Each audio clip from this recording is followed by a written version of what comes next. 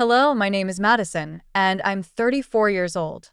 When I was growing up, my biggest dream was to be a journalist or work with magazines. I loved writing and was good at keeping up with trends, so it wasn't surprising that I decided to study journalism and media in college. After I graduated, I worked for several companies, but none of them were the big, famous ones. I didn't mind because I was doing what I had always dreamed of. Eventually, I got a job at a pretty big company and felt like I had finally made it. A few years after I graduated college, when I was about 28, I met my husband, Scott. Scott's family was pretty wealthy and had their own business. I'm mentioning this because his mother, Trisha, always disliked me and insulted me. She thought I wasn't good enough for him and that I shouldn't have married him. Scott and I dated for about 3 years before we decided to get married. As I mentioned, Scott's mom, Trisha, didn't like me. She always put me down and made fun of me for working at a magazine and having a journalism degree. At first, her behavior really hurt me because no one should be treated like that. But for some reason, Trisha thought it was okay to treat me that way. Scott always defended me against his mother. His dad, Fred, also stood up for me whenever he heard Trisha's remarks. I was thankful for both of them. As time went on, I started to get used to Trisha's insults. Scott even suggested that we limit contact with her, but I didn't agree. Scott worked with his dad, and if he stopped talking to his mom, it could make things awkward for Fred. Fred was a wonderful person, and I didn't want to put him in a tough spot. I also didn't want Scott to cut off his family because of me. I learned to deal with it, mostly because we only saw Trisha twice a month at most. But things changed when Fred had to go overseas for a business project. Trisha didn't want to be alone, so Scott and I agreed to let her stay with us until Fred returned. I had a bad feeling about it, but I believed that family should always come first. Living with Trisha was really tough. She constantly nitpicked and criticized everything I did, and the insults never seemed to stop. But I could handle all of that as long as she didn't actually harm me. However, everything changed during one week that turned out to be really difficult. I had a major presentation coming up at work. We were redesigning a section of our magazine, and I was responsible for making it great. This presentation was crucial because it would determine if I got a promotion. But Trisha didn't understand why it was so important. I don't think knowing would have changed her opinion of me anyway. Since Trisha was staying with us, she saw how stressed I was about it. The night before my big presentation, I was talking to Scott about how nervous I felt when she overheard us. She walked into the living room and decided to share her thoughts. This is a big deal. All the top bosses will be watching me. I can't imagine how scary this must be for you. I'm glad you had it easier with your business, but this is such a different game. I'm so scared. Scared of messing everything up. Don't say that. You'll do great. I wish I could believe that. I just feel so unsure of everything. What if I mess up the presentation? I couldn't help but overhear you both talking. Mom, we're having a private conversation. Well, Madison, I just wanted to say that you have nothing to worry about. You probably don't have the skills for this, so you'll probably do badly tomorrow. Excuse me? Just treat it as a chance to quit your job and be a housewife. Then maybe you'll be good enough for my son. I can't believe he married a journalist. Mom, you're crossing a line. Leave. You know what? I don't have time for your nonsense, Trisha. I have bigger things to worry about than your opinion of me and my relationship with your son. How dare you talk to me like that? So it's fine for you to talk to me that way, but not the other way around? Scott, say something. Your wife is disrespecting your mother. She's just standing up for herself. I don't see anything wrong with it. She's manipulating you. Look at how easily you can turn your back on family. Madison will regret this. I was furious at Trisha for barging into Scott's and my conversation and insulting me so blatantly. Scott tried to apologize for his mother's behavior, but I stopped him. He wasn't responsible for her hurtful words. After that, we decided to call it a night and went to sleep. I was too focused on everything else to even think about Trisha's threat towards me. I figured she would just continue tormenting me, which honestly, I didn't care about at that moment. Dealing with her could wait until after my presentation. The next day, I hurried into work with my laptop, ready for my presentation. But when I opened it, I realized something was terribly wrong. All the files on my desktop were gone, and my laptop had been reset. I started to panic. I had emailed the presentation to myself, so I tried to calm down. But when I logged into my email, I saw that all my emails were deleted, even from the trash.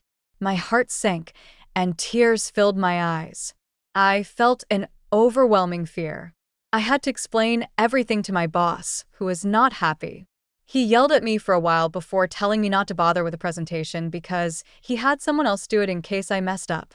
I knew then that any chance for me to advance in the company was gone.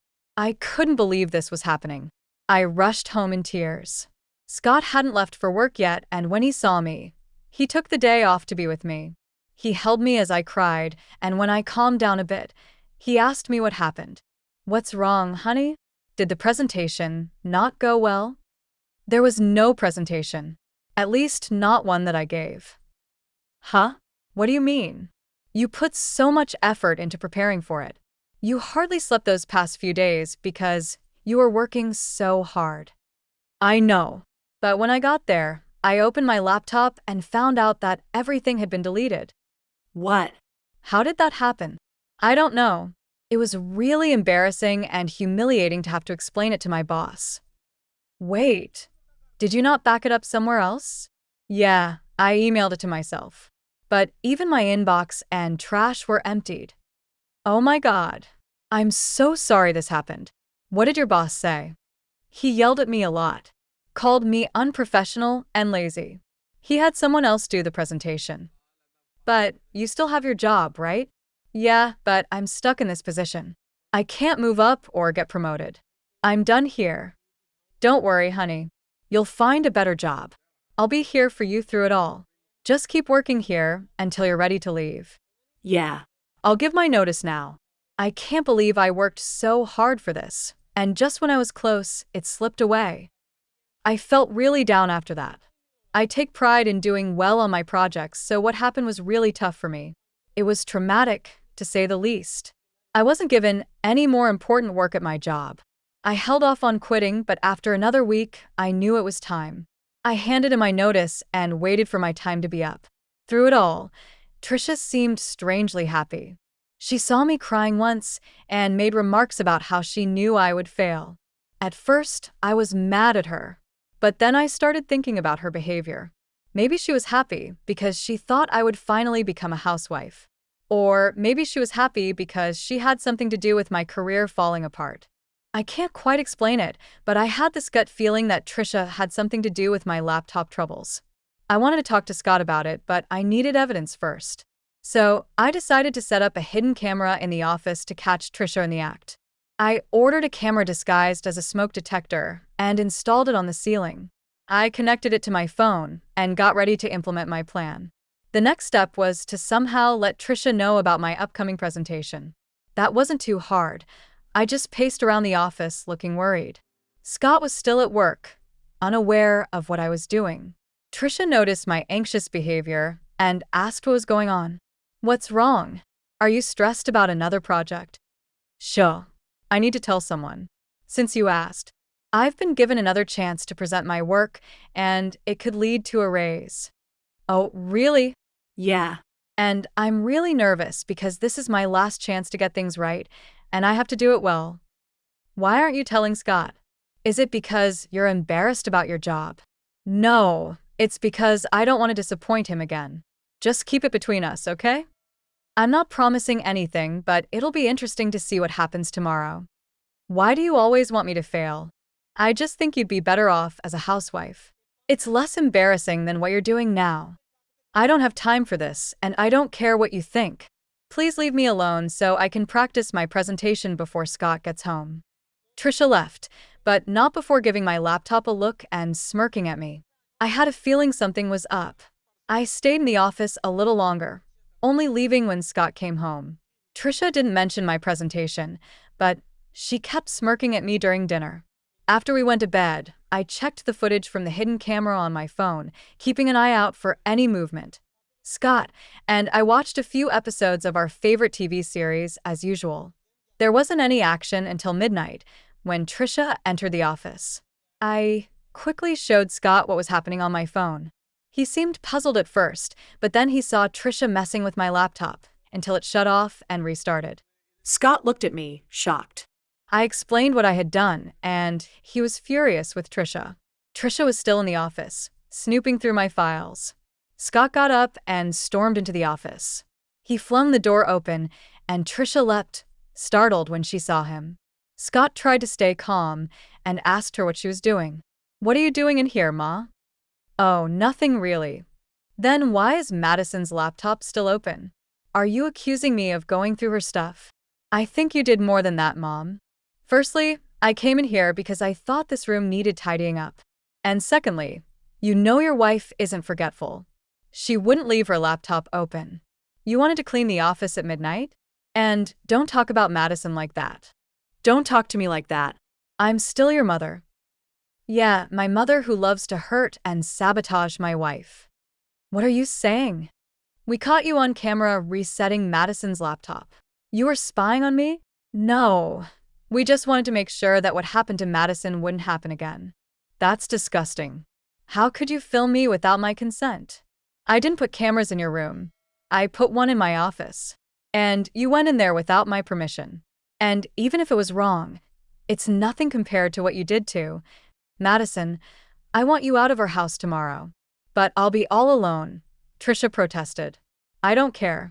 I don't want to talk to you." The next morning, Trisha tried to delay things by helping with breakfast and washing dishes, but Scott wasn't having it.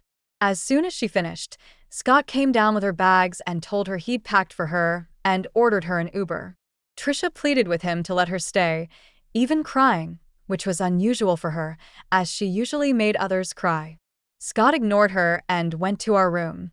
Trisha turned to me and started yelling, blaming me for setting her up. I told her, if anyone should be yelling, it's me. She's lucky I haven't shared the footage with her friends and family. If they knew what she did to me, she'd lose them all. That shut her up pretty quickly. After Trisha left, I felt the weight lift off my shoulders.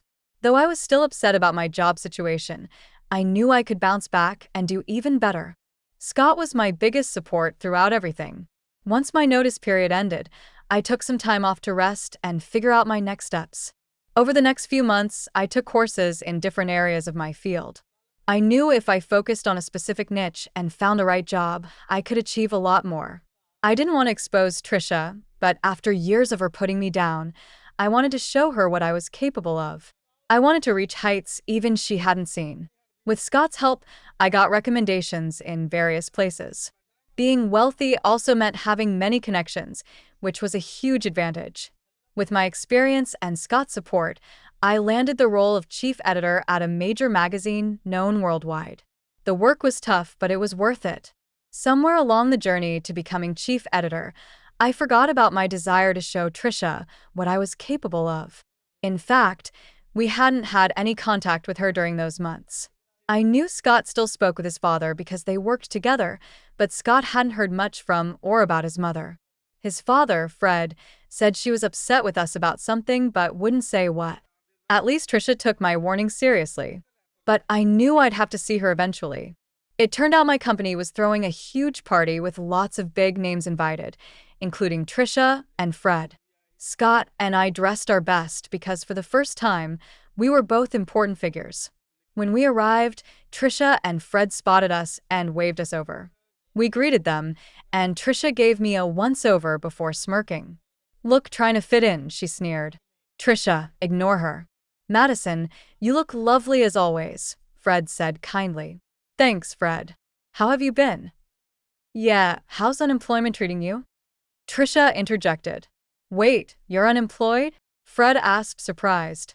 "Oh yeah. She messed up at her job, and they let her go. I've always said she's not good enough for our son. Look at her. She can't even keep a job," Trisha mocked. "That's enough, Mom," Scott said sternly. "Stop siding with her. It's bad enough having to see her everywhere. We wouldn't have to if you just left her like I said," Trisha insisted. "Okay, that's enough. Either you stop talking or I'm leaving," Scott warned. "But Madison, sweetie, if you need a job, let me know. It would be great to work with you," Fred offered sincerely. "That's really kind of you, Fred, but I can't accept the offer.